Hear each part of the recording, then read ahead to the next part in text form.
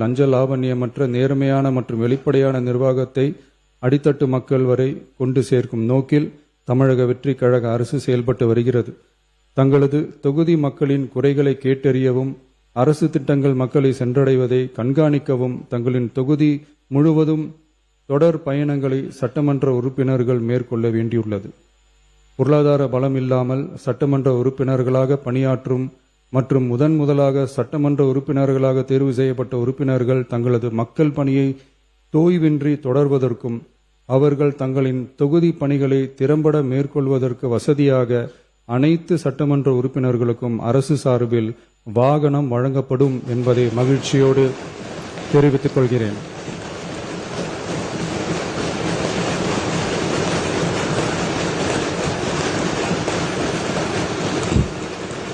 இந்த அறிவிப்பு சட்டமன்ற உறுப்பினர்கள் தங்களின் பயண தேவைகளுக்காக பிறரை சார்ந்து இருப்பதை தடுத்து அவர்கள் எவ்வித சமரசமும் இன்றி சுதந்திரமாகவும் நேர்மையாகவும் தங்களின் தொகுதிக்கு உட்பட்ட கிராமப்புற மற்றும் தொலைதூர பகுதிகளுக்கு எளிதாக பயணம் செய்து தொகுதி முழுவதும் உள்ள மக்களை நேரடியாக சந்தித்து அவர்களின் குறைகளுக்கு தீர்வு காண வழிவகுக்கும். அதோடு மட்டுமின்றி சட்டமன்ற உறுப்பினர்களின் பொருளாதார சுமையை குறைத்து கடைக்கோடி மக்களுக்கு லஞ்ச லாவண்யமற்ற நேர்மையான மற்றும் வெளிப்படையான நிர்வாகத்தை அளிக்கவும் உதவும்.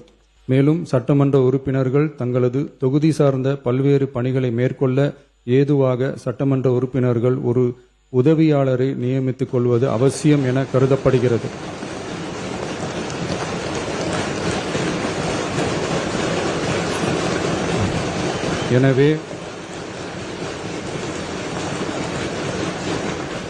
எனவே சட்டமன்ற உறுப்பினர்களுக்கு அரசு வாங்கி வழங்கும் வாகனத்தை பராமரிக்கும் விதமாக வாகனத்திற்கு ஓட்டுநர், எரிபொருள், வாகன பராமரிப்பு உள்ளிட்ட செலவினங்களுக்காக மாதந்தோறும் ரூபாய் 75,000 வாகன படியாகவும்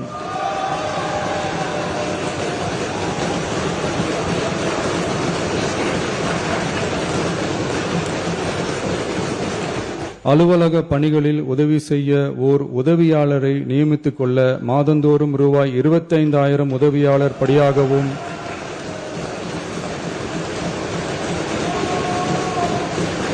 வழங்கப்படும். இதற்காக உரிய சட்டத்தில் திருத்தங்கள் மேற்கொண்டு ஆணைகள் வெளியிடப்படும் என்பதையும் தெரிவித்துக் கொள்கிறேன். நன்றி.